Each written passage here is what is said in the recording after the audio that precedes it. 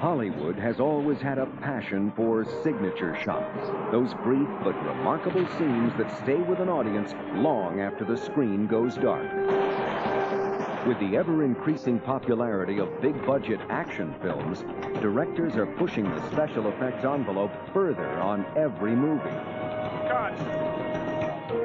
Coming up, we'll join Sean Connery and Nicolas Cage as they break into The Rock and see how DreamQuest Images is helping director Michael Bay create the film's most spectacular action.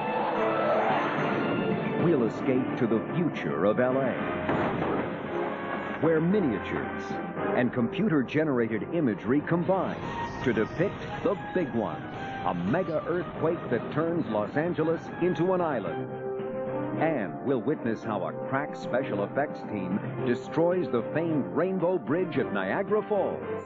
Unforgettable imagery for the action-packed climax to The Long Kiss Goodnight. These incredible images are celluloid works of art, bearing the imprint of the special effects masters who created them. Next on Movie Magic.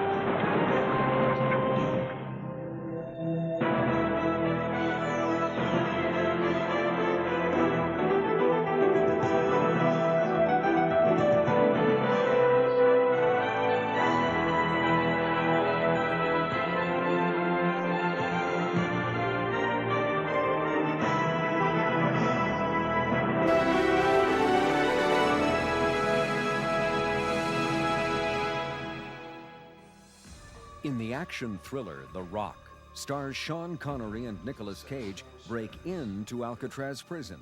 Their mission? To stop a group of disgruntled Marines from launching lethal nerve gas missiles at San Francisco. Good. Yeah, I want pressure. That's what I want. Give me more pressure. Come on. Director Michael Bay and producers Jerry Bruckheimer and Don Simpson, who collaborated on Bad Boys, teamed up again with the intention of blowing the audience away. I'm a very visual director, and I demand the most of what my film should look like. I want it to be something that places the viewers in places where you're not really privileged to see. I like really involving the viewer and getting right in there on the action. The film's first signature shot will come at the climax of a destructive chase through the streets of San Francisco, where a cable car is blasted 20 feet high, engulfed in a spectacular fireball. The film crew has blocked off a section of street, and the cable car is positioned over 2 hydraulic rams, which will launch it into the air. Bay chooses 7 different camera angles from which to cover the explosion.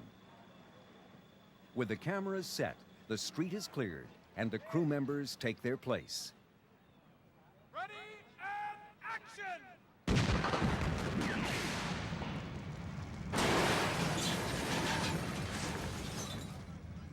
After successfully completing the cable car explosion, Bay turns to visual effects supervisor Hoyt Yateman and DreamQuest Images in Simi Valley, California.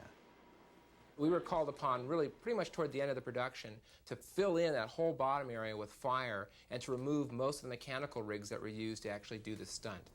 Yateman and his digital artists duplicate the existing flames captured on film and position them beneath the cable car.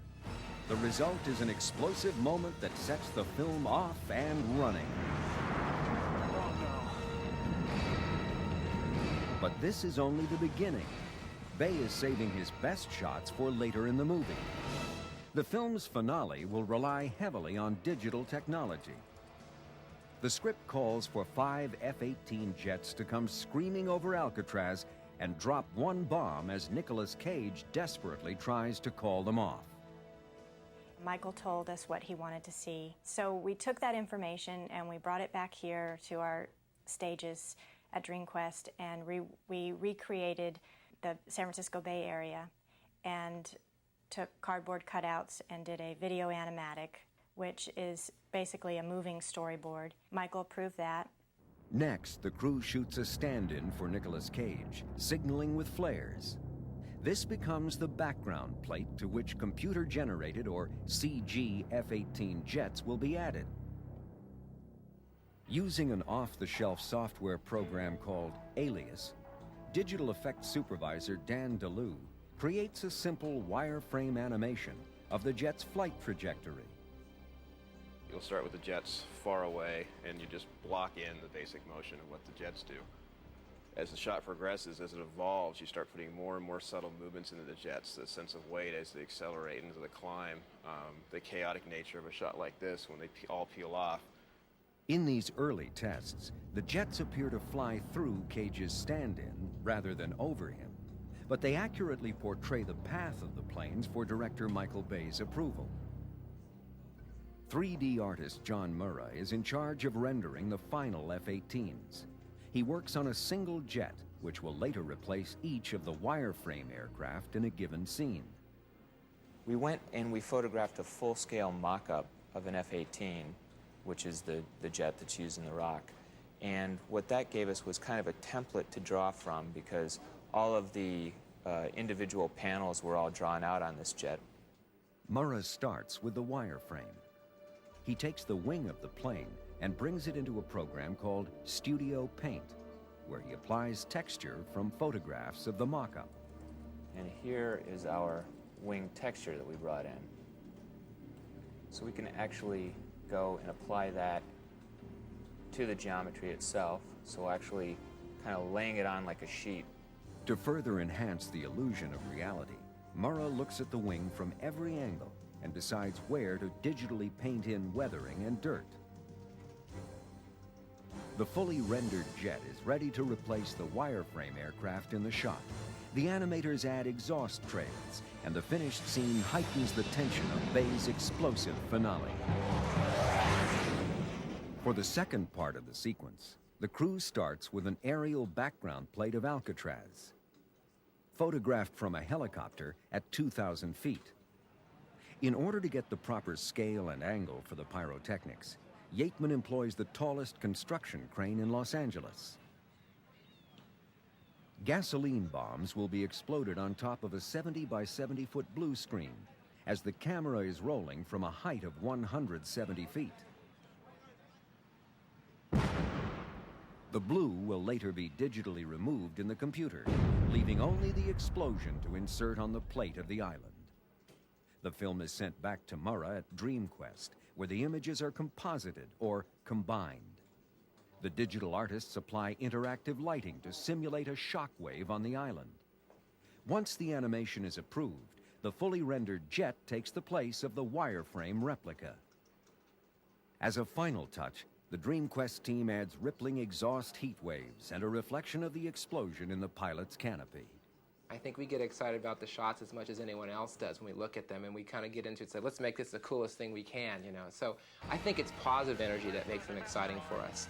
And I think those moments are the ones that we kind of live for. Hoyt Yateman and the team at DreamQuest Images have used a palette of visual effects to compose the Rock's spectacular finale. And their work of art is on the screen. CQ1, green smoke! We have green smoke! Over! Aboard! Aboard! Flight leader, aboard! Aboard! Aboard! I already dropped it!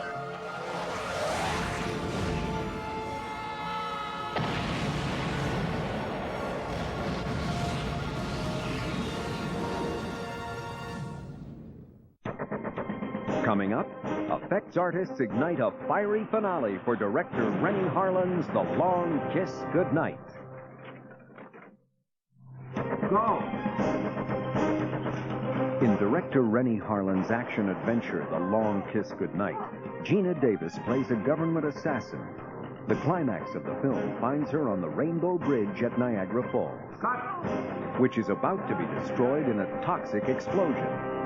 Our hero and heroine are trying to escape from this explosion and are desperately driving down the bridge in their car when this happens, and the explosion happens right behind them.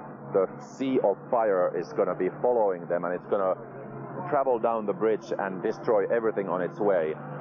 We attempted to get the bridge, shut it down, and blow it up. They didn't look lightly on that, so we've had to build this scale miniature, which is a fifth scale miniature.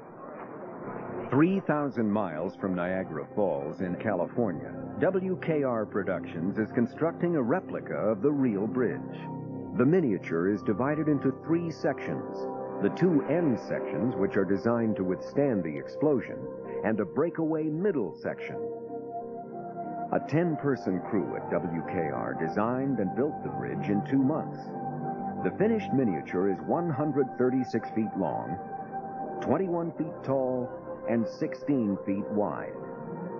Once the bridge has been assembled on location, a quarter-scale miniature tanker truck loaded with explosives and a radio-controlled car representing the hero's escape vehicle are placed on top.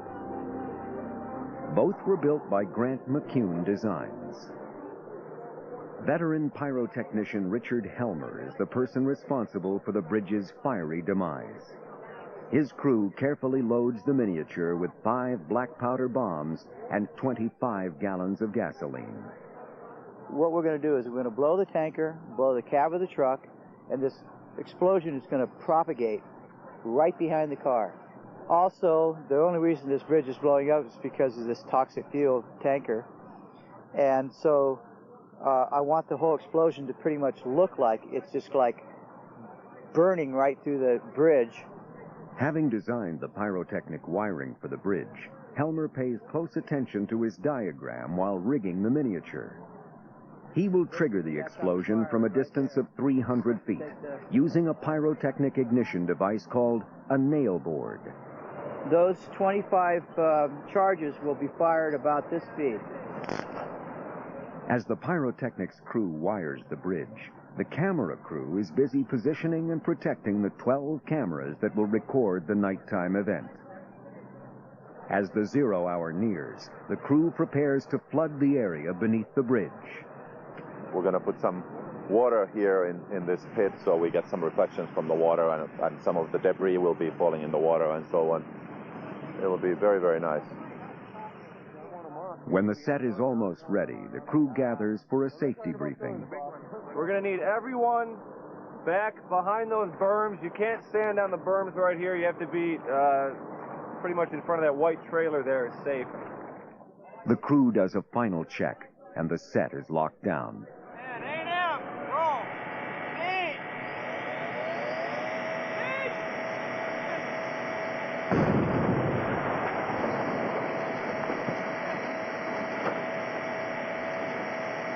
Harlan, Oken, and the rest of the crew check video monitors to see how the explosion looked to the cameras.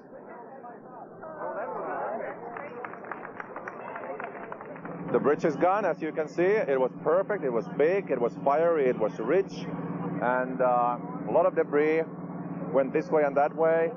It's hit right behind the car as the car was getting off the bridge. Huge fireball chasing down the car.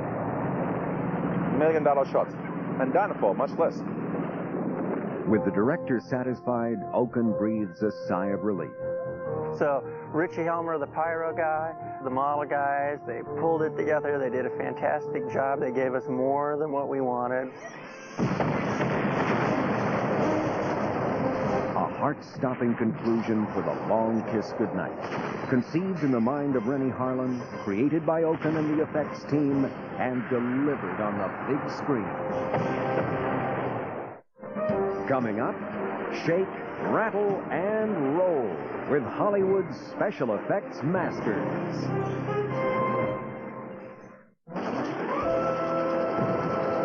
14 years after the character of Snake Plissken made his screen debut in Escape from New York, director John Carpenter and actor Kurt Russell are heading west in John Carpenter's Escape from L.A. The story takes place 17 years in the future on the island of Los Angeles, where excommunicated citizens are sent for their crimes of immorality.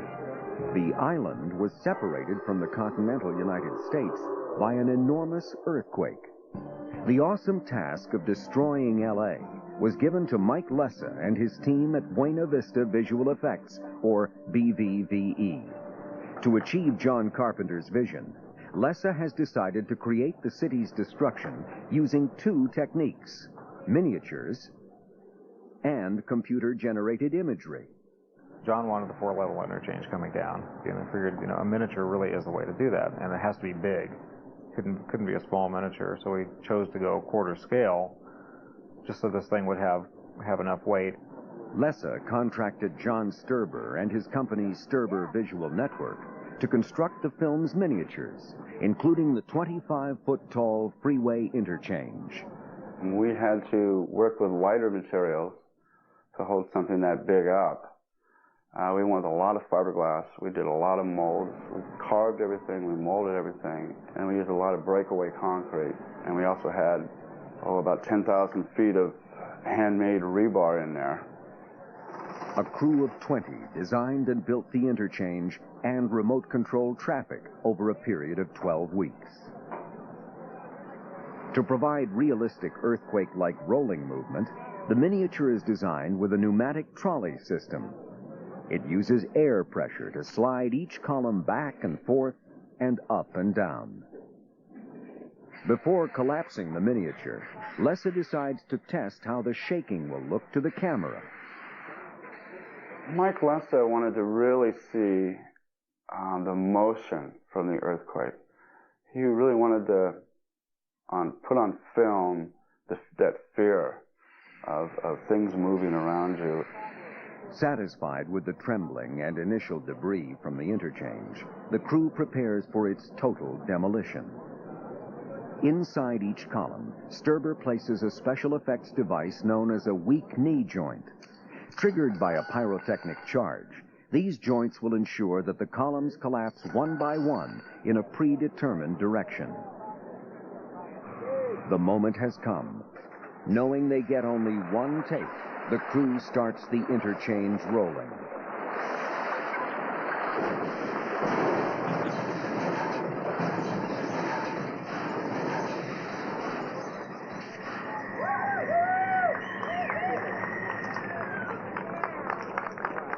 Lessa and visual effects executive producer Harrison Ellenshaw checked the video playback to see how the miniature performs. Yeah! That was great. That's better. Yeah, it really did. It'll be good. Another challenging miniature shot in the earthquake sequence involves a gas main explosion in front of LA's Union Station. The plan was always we would make a miniature of the entrance to Union Station and with the gas main explosion in it and shoot live footage at Union Station, composed together. The biggest challenge of that was to have it absolutely match the real Union Station in 1/4 scale.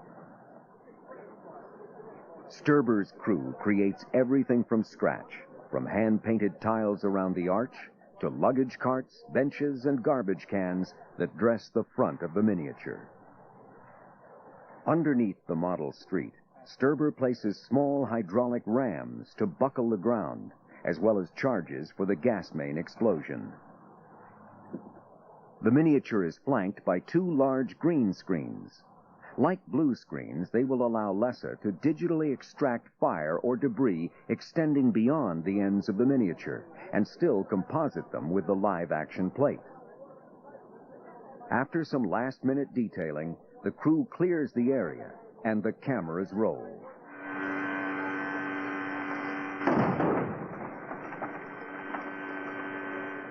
Checking the playback, Very happy. Yeah, it looks very, very good. Lessa is satisfied that he has what he needs. The footage is brought to BVVE, where he will put the elements together. He starts with the live-action plate of Union Station and adds the miniature explosion element.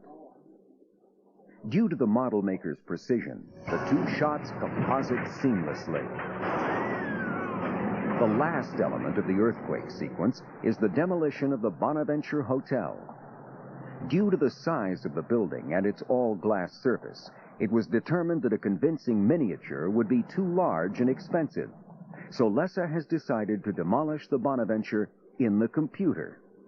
For this assignment, he turns to his digital animation supervisor, David Jones. Jones and his team have created the Bonaventure Hotel in 3D, but not as a whole structure. The interesting thing about the model is we couldn't just put it together as a single unit, as a finished Bonaventure Hotel, as you'd see it walking down the street. We had to basically pre-score, as it were, every single piece of glass and debris that was going to fall out of that building because they were all going to animate separately. So instead of seeing 5 cylinders when you look at the building, you see 10,000 little tiny pieces of glass that all fit together perfectly, interlocking to form the complete Bonaventure.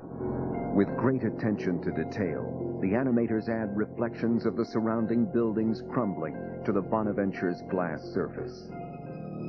When the effect shots are cut into the film, they comprise the essential elements of a massive earthquake that sends LA out to sea. It's a business of illusion. Escape from LA is filled with illusion, and hopefully the illusion will be so real and so good that you'll be invisible, and that you will say, it's crazy and it's far out, but somehow that seems kind of possible. It took John Carpenter's vision and a top-notch effects team's ingenuity to create these breathtaking signature shots. With technology constantly changing and the need for big screen action increasing, special effects artists are hard at work using tried and true techniques along with state-of-the-art tools to realize the director's vision. Whether filmmakers need to firebomb a national monument or destroy LA in an apocalyptic earthquake, the handwriting is on the wall. When a signature shot calls for movie magic, the masters of special effects are always ready to sign on the dotted line.